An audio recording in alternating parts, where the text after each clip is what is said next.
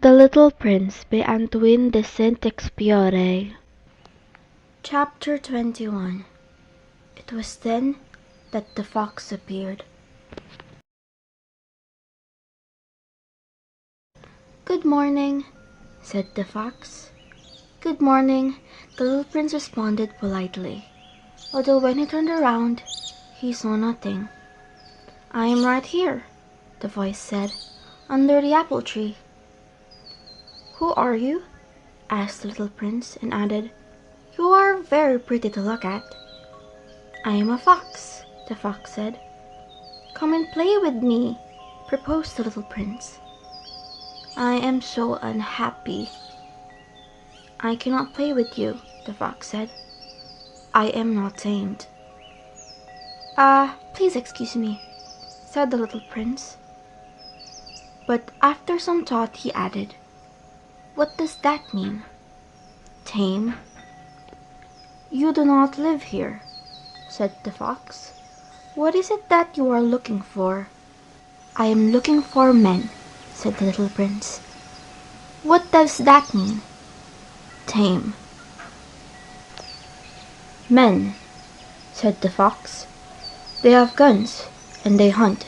It is very disturbing. They also raise chickens. These are their only interests. Are you looking for chickens?" "No," said the little prince. "I am looking for friends." "What does that mean? Tame?" "It is an act too often neglected," said the fox. "It means to establish ties." "To establish ties?" "Just that," said the fox. "To me, you are still nothing more than a little boy who is just like 100,000 other little boys.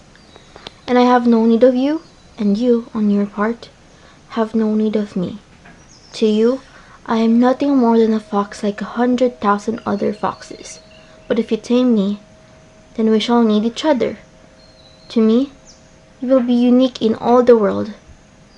To you, I shall be unique in all the world." "I am beginning to understand," said the little prince. "There is a flower. I think that she tamed me." "It is possible," said the fox. "On the earth one sees all sorts of things." "Oh, but this is not on the earth," said the little prince. The fox seemed perplexed and very curious. "On another planet?" "Yes." "Are there hunters on that planet?" "No." That is interesting. Are there chickens?" "No." "Nothing is perfect," sighed the fox. But he came back to his idea. "My life is very monotonous," the fox said. "I hunt chickens, men hunt me, all the chickens are just alike, and all the men are just alike. And in consequence, I am a little bored. But if you tame me, it will be as if the sun came to shine on my life. I shall know the sound of a step that will be different from all the others. Other steps send me hurrying back underneath the ground. Yours will call me like music out of my burrow. Then look, you see the grain fields down yonder? I do not eat bread. Wheat is of no use to me. The wheat fields have nothing to say to me, and that is sad. But you have hair that is the color of gold. Think how wonderful that will be when you have tamed me. The grain, which is also golden, will bring me back the thought of you, and I shall love to listen to the wind and the wheat." The fox gazed at the little prince for a long time. "Please, tame me," he said. "I want to, very much," the little prince replied, "but I have not much time. I have friends to discover, and a great many things to understand." "One only understands the thing that one tames," said the fox. "Men have no more time to understand anything.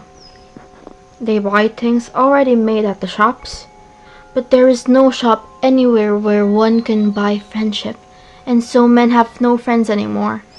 If you want a friend, tame me." "What must I do to tame you?" asked the little prince. "You must be very patient," replied the fox.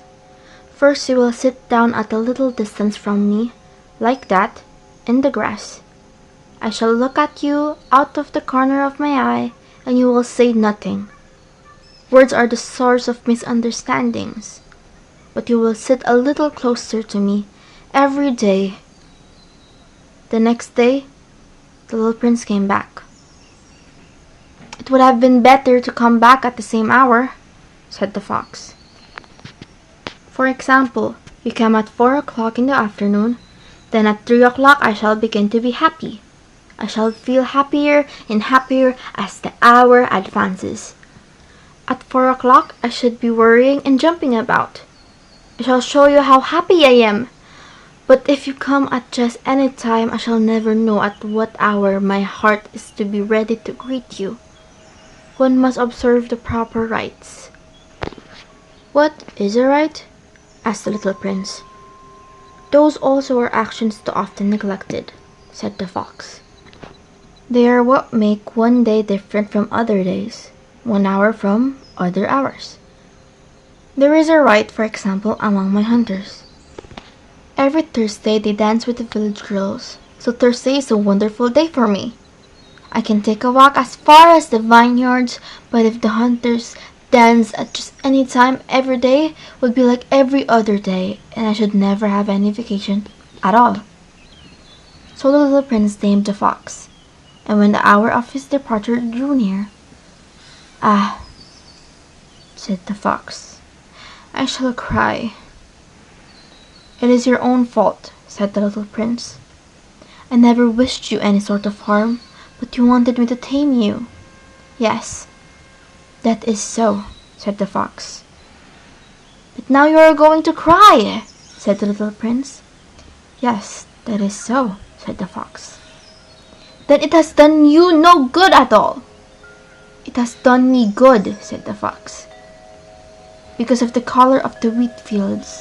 And then he added, "Go and look again at the roses. You'll understand now that yours is unique in all the world. Then come back to say goodbye to me, and I will make you a present of a secret." The little prince went away to look again at the roses. "You are not at all like my rose," he said. "As yet you are nothing. No one has tamed you. You have tamed no one. You are like my fox when I first knew him. He was only a fox like 100,000 other foxes. But I made him my friend, and now he is unique in all the world." And the roses were very much embarrassed. "You are beautiful, but you are empty," he went on. "One could not die for you, to be sure. An ordinary passerby will think that my rose look just like you, the rose that belongs to me.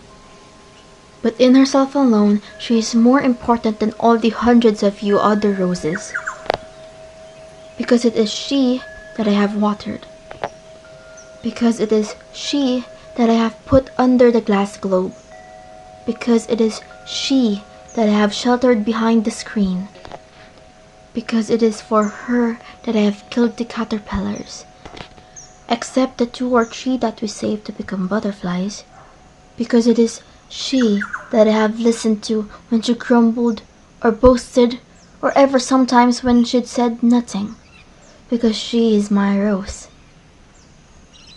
And he went back to meet the fox. "Goodbye," he said. "Goodbye," said the fox. "And now here is my secret, a very simple secret. It is only with the heart that one can see rightly. What is essential is invisible to the eye." "What is essential is invisible to the eye," the little prince repeated so that he would be sure to remember. "It is the time you have wasted for your rose that makes your rose so important. It is the time I have wasted for my rose," said the little prince so that he would be sure to remember. "Men have forgotten this truth," said the fox, "but you must not forget it. You become responsible forever for what you have tamed. You are responsible for your rose. I am responsible for my rose. the little prince repeated so that he would be sure to remember.